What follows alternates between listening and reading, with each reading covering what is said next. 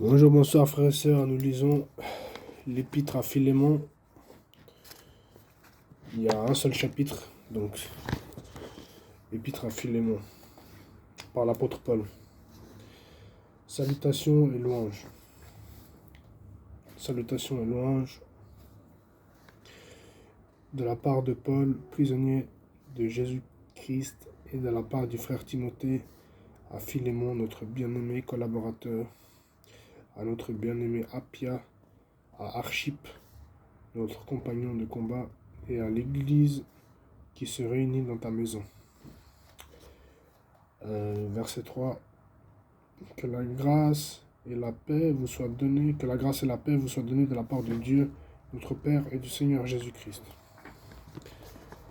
Verset 4. Je dis constamment à mon Dieu toute ma reconnaissance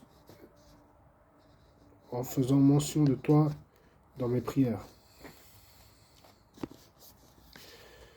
Car j'entends parler de ta foi dans le Seigneur Jésus et de ton amour pour tous les saints. Je lui demande que ta participation à la foi soit efficace et fasse reconnaître tout le bien que nous accomplissons pour la cause de Jésus-Christ. Verset 7. Nous éprouvons en effet beaucoup de reconnaissance et de réconfort au sujet de ton amour, car grâce à toi, frère, le cœur des saints a été tranquillisé. Demande de Paul. Demande de Paul. C'est pourquoi, bien que j'ai en Christ toute liberté de te prescrire ce qui convient, c'est au nom de l'amour que je préfère t'adresser une requête, moi Paul, qui suis un vieillard et de plus maintenant un prisonnier de Jésus-Christ. Un prisonnier de Jésus-Christ, verset 10. Je t'adresse cette requête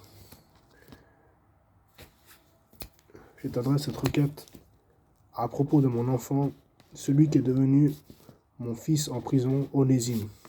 Verset 11. Autrefois, il t'a été inutile, mais maintenant, il nous est bien utile à toi comme à moi. Verset 12.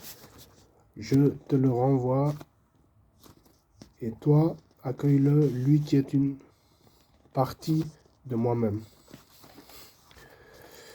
J'aurais désiré le garder près de moi pour qu'il me serve à ta place pendant que je suis en prison pour l'évangile, mais je n'ai rien voulu faire sans ton avis, afin que ton bienfait ne paraisse pas forcé, mais qu'il soit volontaire.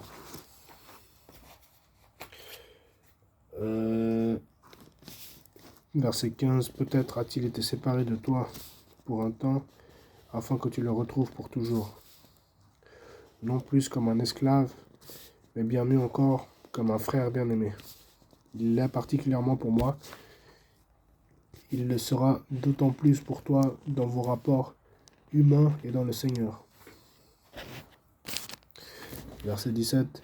Si donc tu me considères comme ton ami, accueille-le comme si c'était moi. Et s'il t'a fait du tort ou te doit quelque chose, mets-le sur mon compte. Verset 19.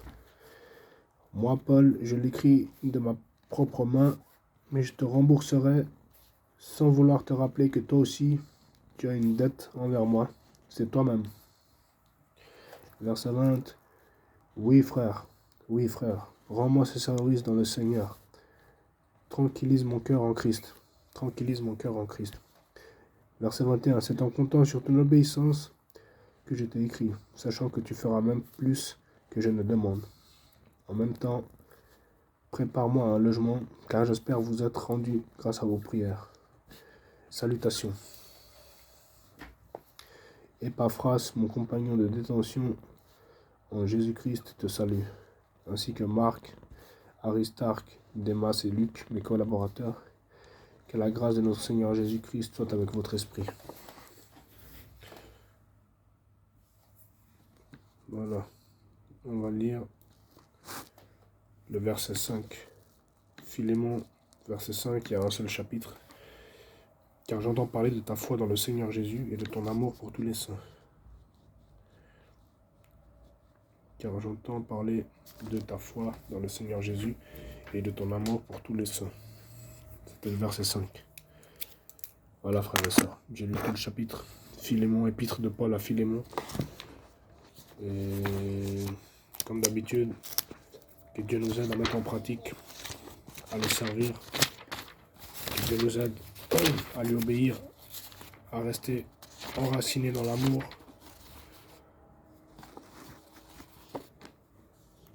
Que Dieu nous aide à vivre dans la foi, dans l'obéissance, dans la sainteté, dans la grâce, par le Saint-Esprit.